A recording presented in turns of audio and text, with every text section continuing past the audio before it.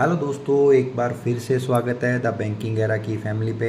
तो दोस्तों, आप सबको ये पता है कि IBPS PO और SBI PO के जो एग्ज़ाम हैं वो लगे हुए हैं। आने वाले 1 मंथ 2 मंथ के बाद एग्ज़ाम होंगे। तो दोस्तों, ये जो वीडियो है वो इसलिए है कि आप अपने स्कोर जो है क्वांट में, स्पेशली मैं क्वांट की बात करूँगा, उसमें आप कैसे अपने स्कोर को मैक्सिमाइज़ कर सकते हैं, उसके मैं 2-3 पॉइंट आपको बताऊँगा जो आपको बहुत हेल्पफुल रहेंगे आपके सेक्शन को मजबूत करने में। तो दोस्तों देखो, क्या होता है, कोई भी कंपटीशन एग्ज़ाम होता है और कोई भी सब्जेक्ट होता है, एक मेन फैक्टर जो हर एस्पिरेंट को ध्यान में रखना होता है वो है उसकी रीडिंग एबिलिटी कितनी स्ट्रॉन्ग है। यदि रीडिंग एबिलिटी आपकी स्ट्रॉन्ग है तो आप, पहली बात, आप कोई भी कॉन्सेप्ट अच्छे से ग्रैब कर लेंगे, और दूसरा ये कि आप कॉन्सेप्ट को जल्दी से क्वेश्चन पे अप्लाई कर पाएंगे। ये दो चीज़ें रीडिंग एबिलिटी से आप सीख सकते हैं।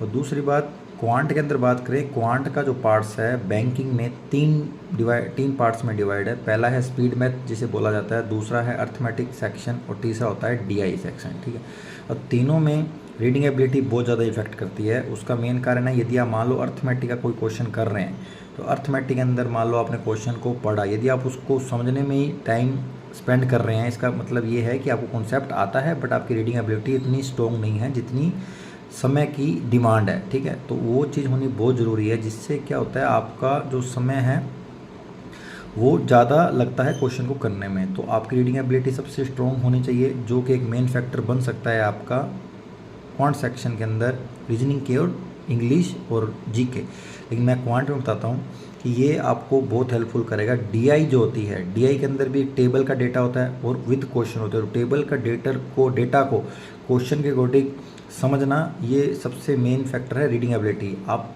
हर कॉन्सेप्ट को समझ सकते हैं अच्छे से, सब कुछ कर सकते हैं, लेकिन मेन फैक्टर कहाँ अटकता है, कहाँ टाइमिंग कंज्यूम होता है, वो है आप समझने में और उसको एक्चुअल में इम्पैक्ट में लाने में। ये चीज़ उसको इम्पैक्ट करती है, जहाँ पे रीडिंग एबिलिटी काम आती है आपको अच्छे सॉल्व करने में। ठीक है, और दूसरी बात ये है कि क्वांट के अंदर आप यदि कोई भी मॉक लगा रहे हैं क्वांट सेक्शन का, मान लो आप केवल स्पेसिफाई क्वांट का लगा रहे हैं, तो आप पहले ये अपना एनालिसिस कीजिए कि आप किस सेक्शन को ज़्यादा टाइम दे रहे हैं, किस सेक्शन को कम टाइम दे रहे हैं। फिर जिस सेक्शन को कम टाइम दे रहे हैं वो आप प्रॉपर उसके पूरे क्वेश्चन सोल्व कर पा रहे हैं कि नहीं कर पा रहे हैं। और दूसरा, यदि जिसको ज़्यादा टाइम दे रहे हैं उसको क्वेश्चन सोल्व नहीं कर पा रहे, तो आपको कॉन्सेप्ट की डिमांड है, वो क्वेश्चन कॉन्सेप्ट डिमांड कर रहा है कि आप कॉन्सेप्ट को अच्छे से सीखें। ठीक है, तो ये चीज़ें दोनों ही पैरेलल चलती हैं, रीडिंग एबिलिटी भी प्लस कॉन्सेप्ट नॉलेज। ठीक है, ये दोनों चीज़ें आपकी बहुत अच्छी होनी चाहिए, तभी आप अपने जो मार्क्स हैं इंक्रीज कर सकते हैं क्वांट सेक्शन में। ठीक है, और रही बात IBPS PO और SBI PO के अंदर, आपको भी पता है कि रीडिंग एबिलिटी कितनी मायने रखती है, क्योंकि उनके जो क्वेश्चन की जो एक लैंग्वेज होती है वो नो डाउट ईजी क्वेश्चन आते हैं, बट उनकी लैंग्वेज कुछ ऐसी भी होती है जिससे आपको पढ़ने में और उसको करने में, ये दोनों चीज़ बहुत जल्दी होगी तो ही वो आपको स्कोर ग्रैप हो जाएंगे। और उसकी जो रीडिंग एबिलिटी है उसके लिए क्वेश्चन को समझने की एबिलिटी बहुत ज़्यादा अच्छी होनी चाहिए। ठीक है दोस्तों, तो ये सब चीज़ें हैं जो आपको ध्यान में रखनी चाहिए, जिससे क्या होता है कि स्कोर आता है तो एक जो 3-4 नंबर का मार्जिन है वो इसी से ही डिफाइन होता है कि आपकी पढ़ने की क्षमता बहुत अच्छी होनी चाहिए, जिससे आप अपना स्कोर मैक्सिमम कर पाएंगे। ठीक है, सबसे मेन चीज़ यही होती है।